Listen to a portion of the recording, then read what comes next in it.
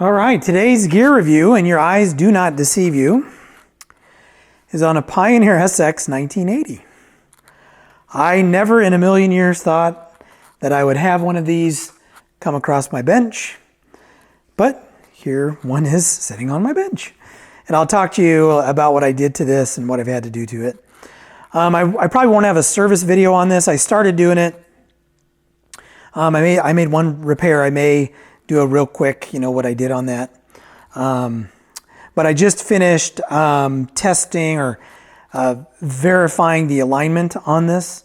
This had been worked on previously, so we were under the impression, rightfully so, that it was in pretty good shape, and it is in pretty good shape. So there's not much I'm gonna have to do to it. Again, I had to make one repair. I'll just tell you now. There was some popping on the phono board that I had to sort out, which I did. Again, I may put a video together, and I've recorded some content. I just don't know if I'm gonna put it out there or not about what I found on the phono board. So anyway, Pioneer SX 1980. As you can tell, I don't have this sitting on the bar downstairs.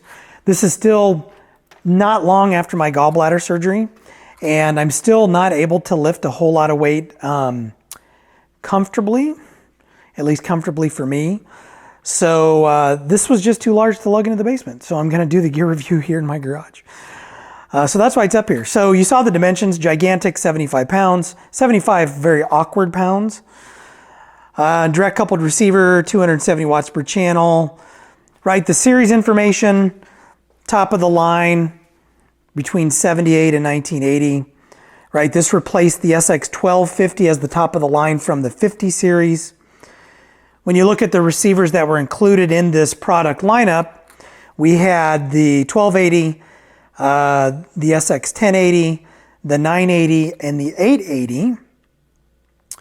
And then you had the 780, 680, 580. Now everything from 880 up, at least in terms of the output transistors and the amplifier sections, they had discrete components, so they could be replaced. The 780, 680, and 580 used STK packs, right? So those little power pack things, anything from an 880 up is good. 780 and below, I'm not gonna say they're bad, but you have to keep in mind that they use those STK packs. So, in terms of this receiver, this is the receiver, right? This has a cult following. I'll be honest with you, I don't know what the big deal is about it. I know it's 270 watts per channel. I know it's a beast. I'm kind of like indifferent on it. I don't like the 80 series, period. It's just not my thing. I would rather have a 1250 than a 1980, unless I was going to flip it. Unless I got it really cheap and I was going to sell it. Right? In terms of keeping one, I would keep a 1250 before I'd keep a 1980, right? But that's how I feel at this particular point in time on this, right? So these are holy grails, these are unicorns, right? You don't see them that often. It has every bit of the Pioneer 80 series sound, just in a much larger, much more powerful package, right? It's got a very balanced sound, very clear, right? Very clear sound. In terms of using this thing, it's like the other 80 series receiver, right? I'll snap a pic of the back. We have RCA hookups, right? We have a jumper. We've got all the kind of the normal bells and whistles back here. There are a couple of unique features on it. I'll snap some images from the owner's manual. You can kind of go through what some of these special features are. In terms of the back panel, they're just escaping me at the moment. It's like 90 degrees in my garage and I'm filming this in there. So this will probably be a short video. In terms of operation, it's just kind of a standard, Pioneer 80 series receiver. So we've got on off. I'm going to do it a little bit differently today. We have on off. We have a muting, right? A muting circuit over here. We have speakers A, B, and C. We have some filters, right? A 15 and an 15 hertz and an 8 kilohertz. We have FM multipath, some noise reduction, and then muting is off. We have FM AM auxiliary phono 2 and 1. We have phono cartridge sensitivity knobs here, so we can dial that in if we have like a magnetic cartridge on it. We have our bass, right? 2 knobs for bass. We have tone control. We have two knobs for treble. We have our tape duplicate button, monitor 1 and 2. We have a Dolby adapter. We have mode, stereo and mono, loudness, balance, and we have volume. So kind of typical Pioneer 80 series. We've got power output meters, VU meters. We've got signal meters. We do have, and I don't have this hooked up to an antenna, plus it's on auxiliary, right? But you do have some lights for quartz lock and then FM tuner, and then whether or not it's coming in stereo. So we have those as a part of the dial display. In terms of serviceability, now I was able to pretty quickly sort out what was going on with the phono section on this. It wasn't hard to get to, but just in looking this thing over, it would be a beast to work on. I could envision some issues with disassembly, getting to certain boards, complexity of the circuits. I mean, this is the Pioneer SX 1980. So I'm just going to go out on a limb here and say this is an advanced receiver, right? If you're just brand new to the hobby, this is probably not one that you want to tackle at all. Documentation out there for this. The service manual is okay. It's not in the best shape, at least when I went out and pulled it down to troubleshoot what was going on. So that's kind of unfortunate for this particular receiver. You know, if you're looking at getting into one of these, and I have never worked on one of these, this is the first one. I don't know that I'll probably ever work on another one. You know, what I would tell you to look out for are the typical things that you look out for, right? Dial glass, cosmetic condition, VU meters. If there's an image, make sure those are working. Maybe some of the FM signal illumination lights, see if they're on. See how many speakers they're running at any one time. Make sure you have all the knobs and the cap covers, right? And the switch covers, all of those things. Make sure all of those are present. I don't know what parts are interchangeable with lower series receivers. I would imagine some of these are, but I don't know that.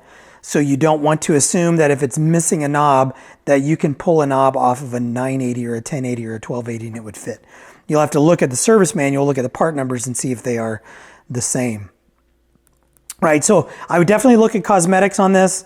You know, taking a step back in terms of serviceability, these have problematic transistors in them.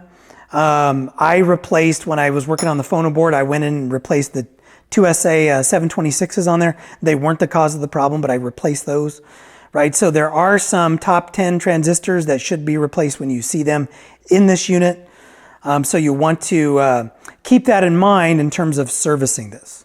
Right, in terms of servicing this. So if you come across one of these, and I know I'm kind of bouncing around off of the normal script, if you come across one of these and it says that it's been serviced, you're going to want to have them define what that means. If they went in and pulled all the bad transistors and replaced them, that's a good thing, right? If they just went in and cleaned the pots and they're calling it service, that's not a good thing, right? So, right, so look for all the cosmetic stuff, the condition of the cabinet, that's going to be important. In terms of prices on this, these command a high price. I don't know why. I found a verified sale the day that I shot this video of $11,000 on eBay, right? I've seen these advertised on the internet, various hi-fi shops, north of $12,000, right? If I can find some at the time I edit the video, I'll include some images of different shops around the country that are trying to sell these and what they're trying to sell them for. You know, in terms of, so that's the high end, right? We have people asking more than 12 grand for this. If you come across one of these that's actually been serviced, right? It's been recapped, it's been serviced, you're gonna pay more than $10,000, especially from a reputable shop. If you come across one of these and it's working, and again, they may say that it's been serviced, but you're gonna wanna have them define what that means. I think a reasonable price to pay for one of these is probably, and I hate to say reasonable because I think it's a crazy amount, in the $7,000 to $8,000 range, maybe between $6,000 and $8,000, and that's just crazy. That's crazy to spend on a receiver, but that's what these things are worth: $6,000, $7,000, $8,000. So if you get one that's clean, like this one's very clean. It's not perfect, but it's very clean. There have been some repairs to it. Some of those problem transistors have been replaced. I sorted out the phono section. This thing is dialed in per the alignment procedures. I didn't have to touch anything. This thing is spot on, right? So, you know, this is an $8,000 receiver, $7,000 or $8,000 receiver. Parts on one of these, like a parts unit or a for repair unit, I can't even guess. You know, the lowest sale on eBay was $6,000 when, you know, the day that I shot the video. I thought that I saw one sell for a little less than $4,000 that needed to be repaired, right? But needed to be repaired if it's a transformer, well, you just bought a boat anchor, right? Unless you can find a transformer or find someone to repair the transformer in this. I think X-Ray Tony B talks about it in his SX1980 video series, which is one of the reasons I'm not doing this. There are a ton of them out there. I'm a shade tree tech like myself. Me putting a video together where I go into one of these, I'm not going to do it justice. So please watch one of their videos, right? But I think you could probably pick one of these up for less than $4,000, or maybe a local sale. You know, roll up to the person that is trying to sell it for a little bit more money and see if they'll take less. There's one currently for sale locally here in Omaha, and the seller wants $10,000. Now, it's been recapped and it's been restored, and I know who did the work, and he does great work. But it's been out there forever, right? So, you know, in the middle of the country, that's how I gauge my pricing, whether it's too high or too low. Nebraska prices on one of these, I think $8,000 is the top end, right? Here, I think $8,000 is the top end here. So drive through Omaha, come to 402 Vinyl. If you find this, buy it, and then you can go flip it on the coast or something. This is not going to last long. I already know this is going to 402 Vinyl. I've already talked to the shop owner. There are probably one or two people that purchase these types of receivers, and this will probably be sold right away once it hits the shop. Right, once it hits the shop. So by the time you're seeing this, this has probably been long gone for months, right? But I'm thinking, you know, less than $4,000 if you wanted to try to find one of these to work on. But, you know, I couldn't let the opportunity to play around with one of these, you know, pass me by. Again, and please excuse my shadow here. Again, I'm not as in awe as I thought I would be. You know, if someone were to gift me one of these, I probably wouldn't sell it, but I'd have to think long and hard about keeping it, because it's just the SX1980 isn't for me. I just don't know. The whole 80 series just isn't for me. I don't know what it is, right? But it's a beautiful receiver. I mean, again, it's the unicorn. You know, I don't know how many of these you're going to find. You know, what the Sansui, what 33,000 or whatever is another one of those. You'll probably never see them. The Technics SA1000, you'll probably never see one of those. You know, this is just one of those receivers that don't pop up very often. Now, naturally, if I do encounter some other issues with this, then I will include that in any video that I release in terms of servicing this. But the service was so minor, I don't even know that I'm gonna release it. And I'll give it away here. The phono board was popping. There was a broken solder joint on one of the resistors. That's all it was. And then I went in and recapped the board since I pulled the board. I mean, there really wasn't much to it. And then I went in and I checked DC offset and bias, and it's dialed in. There's nothing I have to do to this. So, and again, someone has done some work, and they did some good work in here. So,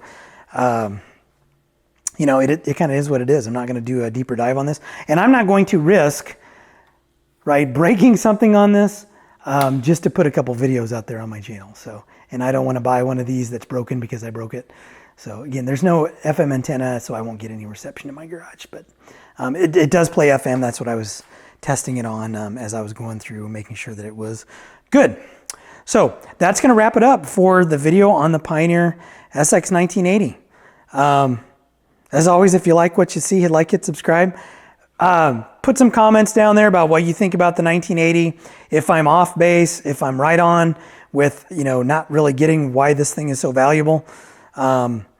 People love them. I don't know that anyone hates them, but I'm just kind of like, I'm not as in awe of this as I thought I would be. So anyway, that's enough rambling. If you like what you see, hit like, hit subscribe, and I'll catch you in the next video.